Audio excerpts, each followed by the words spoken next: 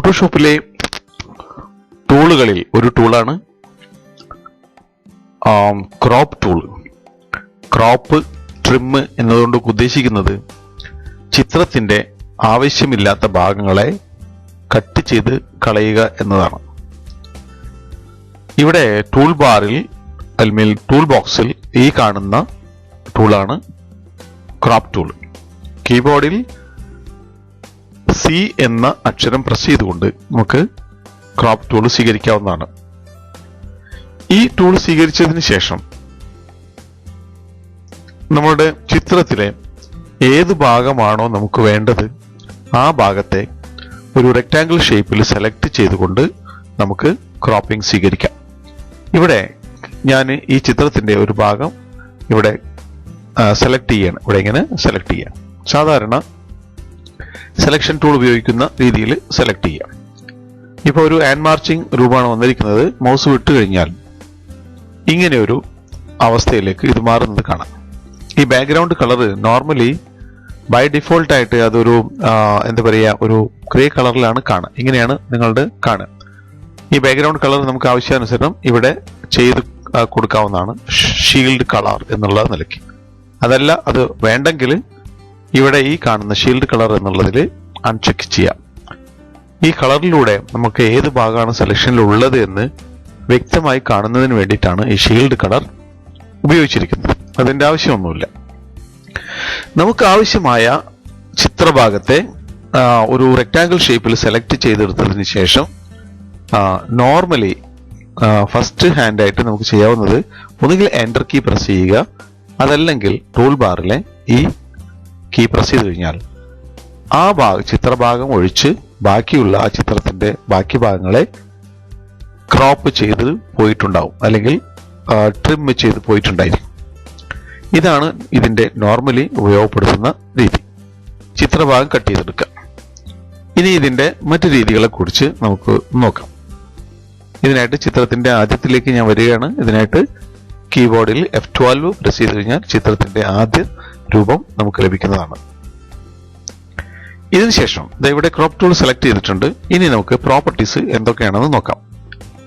ഇതിലെ സെലക്ഷന് മുമ്പ് ഒരു പ്രോപ്പർട്ടിയും സെലക്ഷൻ കഴിഞ്ഞു കഴിഞ്ഞാൽ മറ്റൊരു പ്രോപ്പർട്ടിയാണ് ക്രോപ്പ് ടൂളിനുള്ളത്.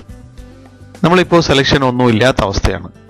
ഈ അവസ്ഥയിൽ നമുക്കിവിടെ ഇതിന്റെ പ്രോപ്പർട്ടി ശ്രദ്ധിച്ചു കഴിഞ്ഞിട്ടുണ്ടെങ്കിൽ വിഡ്ത്ത്, ഹൈറ്റ്, അതുപോലെ തന്നെ റെസൊല്യൂഷൻ, ഫ്രണ്ട് ഇമേജ്, ക്ലിയർ എന്നിങ്ങനെ കാണാനായിട്ട് സാധിക്കും.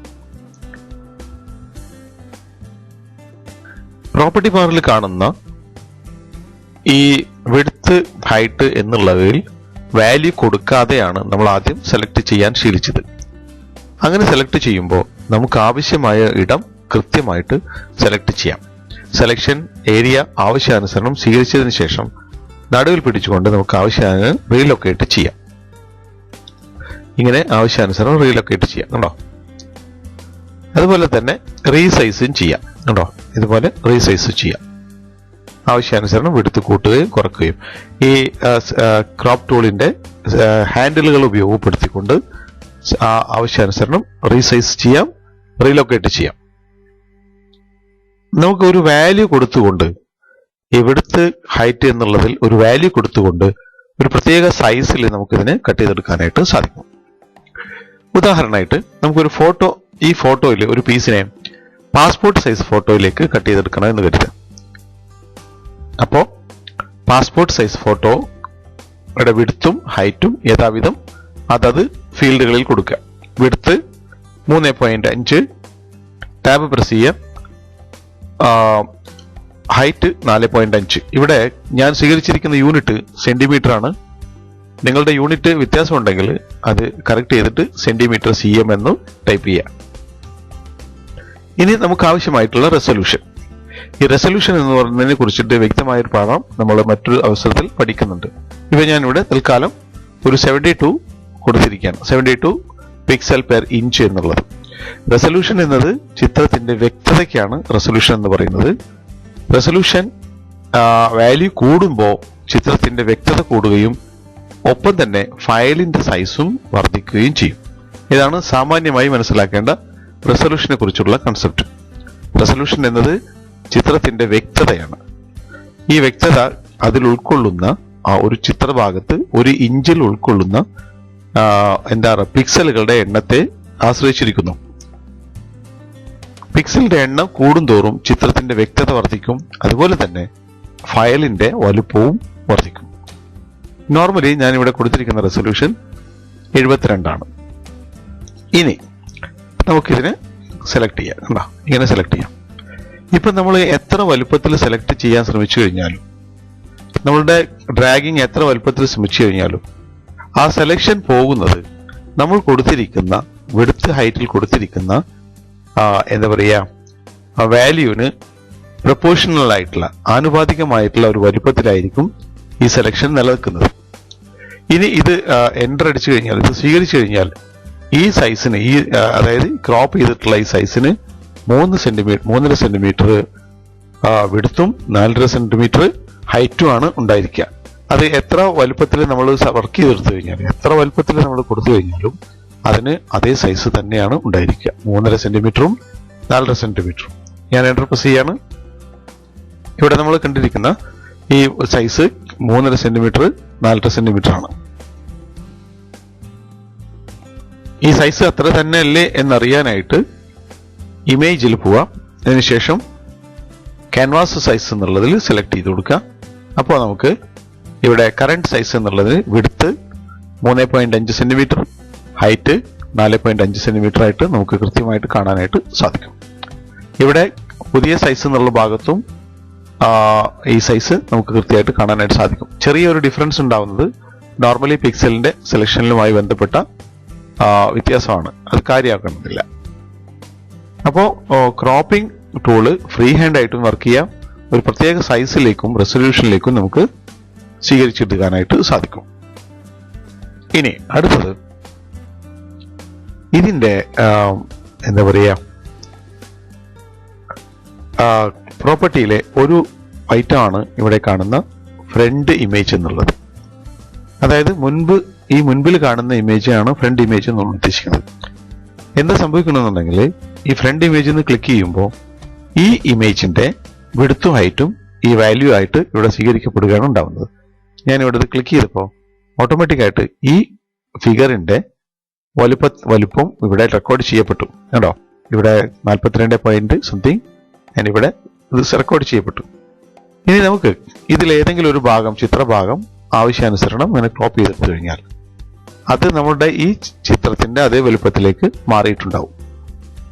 മാത്രമല്ല ഇതിനെ നമ്മൾ സെലക്ട് ചെയ്ത് മറ്റൊരു ഇടത്ത് പേസ്റ്റ് ചെയ്യുമ്പോഴും ഇതേ വലുപ്പം തന്നെ നമുക്ക് ലഭിക്കുന്നതാണ്. അടുത്തത് ക്ലിയർ എന്ന ബട്ടണാണ്. ക്ലിയർ എന്ന ബട്ടൺ ഉദ്ദേശിക്കുന്നത് ഈ വിഡ്ത്ത് ഹൈറ്റ് എന്ന ഫീൽഡുകളിൽ നമ്മൾ കൊടുത്തിരിക്കുന്ന വാല്യൂസിനെ ഡിലീറ്റ് ചെയ്ത് കളയുന്നതിനാണ് ക്ലിയർ ബട്ടൺ. ക്ലിക്ക് ചെയ്ത് കഴിഞ്ഞാൽ ആ വാല്യൂ അപ്രത്യക്ഷമാവും. മറ്റൊരു സംഗതി, ഈ വിഡ്ത്ത് ഹൈറ്റ് എന്നുള്ള ഭാഗത്തെ ഒരു നടുവിലായിട്ട് ഒരു ഏരോ കാണുന്നുണ്ട്. സ്വാപ്പിംഗ് ഏരോ എന്നാണ് പറയുക. Swaps height and width. അപ്പോൾ വിഡ്ത്തിൽ നമുക്ക് കൊടുത്തിരിക്കുന്ന വാല്യൂ ഹൈറ്റിലേക്കും മറിച്ചും വാല്യൂ കൺവേർട്ട് ചെയ്യപ്പെടുന്നതിനാണ് ഈ സ്വാപ്സ് ബട്ടൺ കൊടുത്തിരിക്കുന്നത്. ഇത് ക്ലിക്ക് ചെയ്ത് കഴിഞ്ഞാൽ വാല്യൂ അങ്ങോട്ടും ഇങ്ങോട്ടും ചേഞ്ച് ചെയ്യുന്നതും ശ്രദ്ധിക്കുക. ധാരാളമായി പ്രാക്ടീസ് ചെയ്യുക.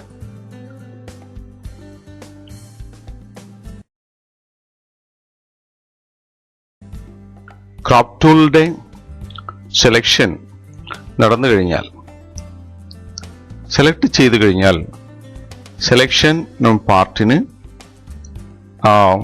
പാർട്ട് ഹൈലൈറ്റ് ചെയ്തിട്ടും മറ്റേ ഭാഗം ഏതെങ്കിലും കളർ കൊണ്ട് ഷീൽഡ് ചെയ്തിട്ടിരിക്കുന്നതായിട്ട് കാണാം.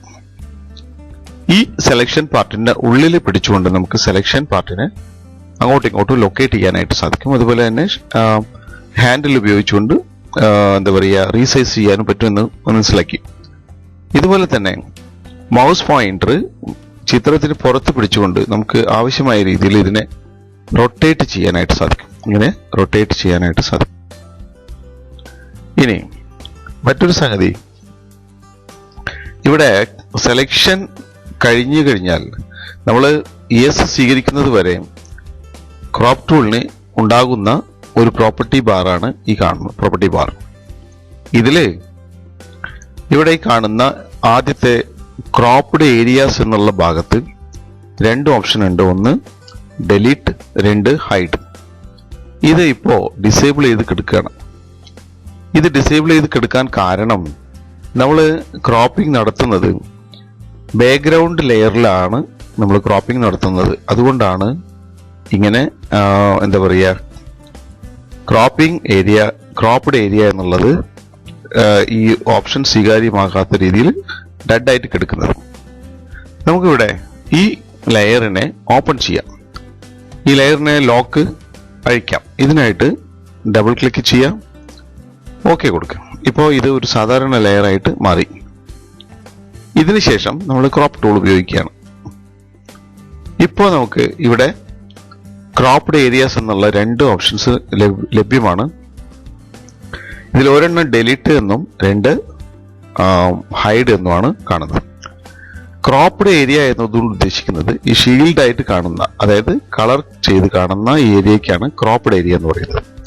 നമ്മൾ എസ് സ്വീകരിച്ചു കഴിഞ്ഞാൽ അല്ലെങ്കിൽ എൻ്റർ കീ പ്രസ് ചെയ്ത് കഴിഞ്ഞാൽ ഈ ഭാഗം ഹൈഡ് ചെയ്ത് വെക്കണോ, അതായത് ഡെലിറ്റ് ചെയ്ത് കളയാതെ ബാക്കി വെക്കണോ എന്നുള്ളതാണ് ഹൈഡ് ചെയ്യുക എന്നുള്ളത്. ഡെലിറ്റ് ചെയ്ത് കളയണോ, നമുക്ക് ആവശ്യമല്ലാത്ത രീതിയിൽ കളയണോ എന്നുള്ളതാണ് ഉദ്ദേശിക്കുന്നത്. ഈ ഡെലിറ്റ് സംഗതി എന്ന് പറഞ്ഞു കഴിഞ്ഞിട്ടുണ്ടെങ്കിൽ മൊത്തം ഇത് നമ്മൾ സ്വീകരിച്ചു കഴിഞ്ഞിട്ടുണ്ടെങ്കിൽ ചിത്രം ബാക്കിയുള്ള ഭാഗം ഡെലിറ്റ് ചെയ്ത് പോയി. എന്നാൽ ക്രോപ്പിംഗ് കഴിഞ്ഞതിന് ശേഷം ഇവിടെ ഹൈഡ് എന്ന ഇത് നമ്മൾ സ്വീകരിച്ചു കഴിഞ്ഞാൽ യെസ് കൊടുത്തു കഴിഞ്ഞിട്ടുണ്ടെങ്കിൽ ചിത്രം പോയിട്ടില്ല, അത് ഹൈഡ് ചെയ്ത് കിടക്കുകയാണ്. ഇത്തരം അവസരത്തിൽ നമുക്ക് മറ്റു ഭാഗങ്ങളെ കൂടി തിരിച്ചു കൊണ്ടുവരുന്നതിന് അതായത് മുൻപുണ്ടായിരുന്ന ഭാഗത്തേക്ക് തിരിച്ചു കൊണ്ടുവരുന്നതിന് ഇമേജിൽ റിവീൽ ഓൾ എന്ന ഭാഗം സെലക്ട് ചെയ്ത് കഴിഞ്ഞാൽ മതി. ഇപ്പൊ നമുക്ക് ചിത്രത്തിന്റെ മുഴുവൻ ഭാഗവും തിരിച്ചു കൊണ്ടുവരാനായിട്ട് സാധിക്കും. ഡിലീറ്റ് ചെയ്ത് കഴിഞ്ഞാൽ നമുക്ക് അത്രയും ഭാഗങ്ങളെ തിരിച്ചു കൊണ്ടുവരാനായിട്ട് സാധിക്കില്ല. ഇനി മറ്റു ഓപ്ഷൻസ് കൂടി ശ്രദ്ധിക്കാം. ഇവിടെ സെലക്ഷൻ ചെയ്തപ്പോൾ ഒരു ഗ്രിഡിംഗ് കണ്ടിരിക്കുന്നത് കാണാൻ പറ്റും. ഇതിനെയാണ് നമ്മൾ ക്രോപ്പ് ഗൈഡ് ഓവർലേ എന്നുള്ള ഒരു സംഗതിയാണ്, ഓപ്ഷനാണ് ഇതിനെ നിയന്ത്രിക്കുന്നത്. ഇതിൽ ഗ്രിഡ് എന്ന ഓപ്ഷനിലൂടെയാണ് ഇപ്പോൾ ഈ ഗ്രിഡ് കാണുന്നത്. ഇത് സെലക്ട് ചെയ്തുകൊണ്ട് നൺ കൊടുത്തു കഴിഞ്ഞിട്ടുണ്ടെങ്കിൽ ഔട്ട്ലൈൻ ഏരിയ മാത്രമാണ് കാണുക. സാധാരണഗതിയിൽ നമുക്ക് ഇത് നണ്ണാണ് ആവശ്യമായിട്ട് വരിക. ഇനി ഇവിടെ റൂൾ ഓഫ് തേർഡ്സ് എന്ന് പറഞ്ഞ ഒരു സംഗതിയുണ്ട്. ഫോട്ടോഗ്രാഫിയിലെല്ലാം ഉപയോഗിക്കുന്ന ഒരു സങ്കേതമാണത്. ഇതിലൂടെ നമ്മുടെ മൊത്തം സെലക്ടഡ് ഏരിയയെ, ക്രോപ്ഡ് ഏരിയയെ 3x3 എന്ന പീസായിട്ട് ഗ്രിഡ് ചെയ്തിരിക്കുന്നതായിട്ട് കാണാൻ പറ്റും. അതായത് അതിന്റെ പ്രൊപ്പോർഷനേറ്റ് ആയിട്ട് നീളത്തിന്റെയും നമ്മൾ സെലക്ട് ചെയ്തിരിക്കുന്ന ക്രോപ്പിംഗ് ഏരിയയുടെ പ്രൊപ്പോർഷനേറ്റ് ആയിട്ട് അതിനെ 3:3 എന്ന നിരക്ക് 9 പീസാക്കി കള്ളികളിലായിട്ട് അറേഞ്ച് ചെയ്തിരിക്കുന്നതായിട്ട് കാണാൻ പറ്റും. ഇത് ചിത്രത്തിനെ അറേഞ്ച് ചെയ്യുന്നതിന് വേണ്ടിയിട്ടുള്ള ഒരു സംഗതിയാണ്. ഒരു ഫോട്ടോഗ്രാഫിക് സങ്കേതത്തിൽ ഉപയോഗപ്പെടുത്തുന്ന ഒരു സംഗതിയാണ് ഈ റൂൾ ഓഫ് തേർഡ്സ് എന്ന് പറയുന്ന ഒരു സംഗതി. അതാണ് അത് കൊടുക്കുന്നത്. നോർമലി നമുക്ക് പ്രധാനമായിട്ട് ഉപയോഗം വരുന്നത് നൺ എന്ന സംഗതിയാണ്. അപ്പോൾ അത് സ്വീകരിക്കാം. അടുത്ത ഓപ്ഷൻ കൊടുക്കുന്നത് ഷീൽഡ് കളറാണ്. ഈ കാണുന്ന ഷീൽഡ് കളറിനെ നിയന്ത്രിക്കുന്നതാണത്. ഇത് ഈ ഷീൽഡിനുണ്ടാവുന്ന ഒപ്പാസിറ്റി അതിനെ സംബന്ധിക്കുന്ന സംഗതിയാണത്. അപ്പോൾ ഇതിന്റെ ഒപ്പാസിറ്റി ആവശ്യാനുസരണം നീക്കവും ചുരുക്കവും ചെയ്യാം. അത് അത്ര പ്രാധാന്യമുള്ള സംഗതിയല്ല. ഈ രണ്ട് ഓപ്ഷൻസും അത്ര പ്രാധാന്യമുള്ളതല്ല, ഈ 3 ഓപ്ഷൻസും. ഇനി പെർസ്പെക്റ്റീവ് എന്ന് പറഞ്ഞാൽ പരിപ്രേക്ഷ്യം. അതായത് നമ്മൾ സെലക്ട് ചെയ്ത ചിത്രത്തെ കൃത്യമായ റെക്ടാങ്കിൾ ഷേപ്പിൽ നിന്ന് മാറ്റി ഒരു പരിപ്രേക്ഷ്യത്തിലൂടെ കാണാൻ ഉദ്ദേശിക്കുന്നുവെങ്കിൽ, അത് അങ്ങനെ ക്രോപ്പ് ചെയ്തെടുക്കണമെങ്കിൽ ഇതുപോലെ ആ ഓപ്ഷൻ സെലക്ട് ചെയ്തതിനു ശേഷം ആവശ്യമായ രീതിയിൽ പരിപ്രേക്ഷ്യം നൽകാം. എന്നാൽ ഇതിനെ ഓക്കെ കൊടുത്താൽ നമുക്ക് കിട്ടുന്ന ചിത്രത്തിൽ വരുന്ന രീതി നിങ്ങൾ പ്രത്യേകം ശ്രദ്ധിക്കേണ്ടതാണ്. അതുപോലെ തന്നെ ഇങ്ങനെയായിരിക്കും അത് പ്രത്യക്ഷപ്പെടുക. പരിപ്രേക്ഷ്യത്തിന്റെ അവസ്ഥ അനുസരിച്ച് അല്ലെങ്കിൽ അതിന്റെ ഷേപ്പ് അനുസരിച്ച് വിവിധ രീതിയിലായിരിക്കും അവ നമുക്ക് റിസൾട്ടായിട്ട് വന്നു ഭവിക്കുക. പ്രാക്ടീസ് ചെയ്ത് നോക്കുക. ക്രോപ്പ് ടൂൾ വളരെ ഉപകാരമുള്ള ഒരു ടൂളാണ്. ധാരാളമായി പ്രാക്ടീസ് ചെയ്യുക. All the best.